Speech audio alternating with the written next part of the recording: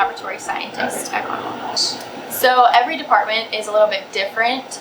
Blood bank is different from microhematology and chemistry, which is where the other medical laboratory scientists work.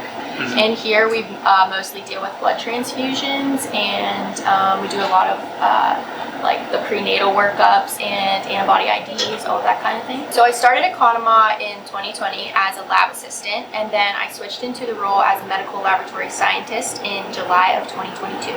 Prior coming to working at Conemaugh, I did not have an affiliation with the nursing school, but I did go through the Allied Health program, the medical laboratory scientist program through the Allied Health. So what motivated me to work in my current position is starting as a lab assistant in the blood bank. I fell in love with the work that we do here, and it made me want to be able to do more. So then I went to school to become a medical laboratory scientist. To become a medical laboratory scientist, you have to have a bachelor's degree, and then you have to do another year of schooling through Conemaugh or another facility that does a medical laboratory scientist program. Yeah, I got started being interested in healthcare because my mom has been a phlebotomist here for almost 17 years, and she's always been a great role model, always a super hard worker, and she's phenomenal at her job. She actually brought me when I was younger as a child to the Bring Your Child to Work Day, so I got to experience it even from a really young age. It's the Echo Lumina.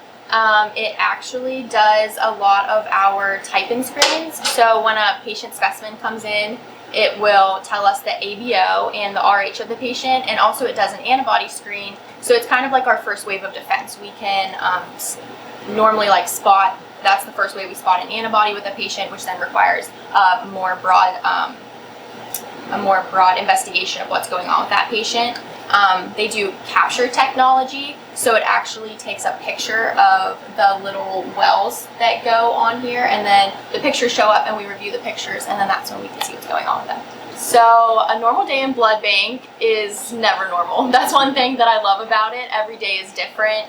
We have days where we're working on antibody ID workups all day long, or a couple days at a time, or you can have days that are full of traumas and you're running blood places the whole shift. You just never know what you're walking into. Yeah, I would definitely say that there's a lot of hard shifts where you're just trying to keep up with the pace of it, but within that, you know that you're making a difference in patient lives, and that's what really matters, and that's why we're here.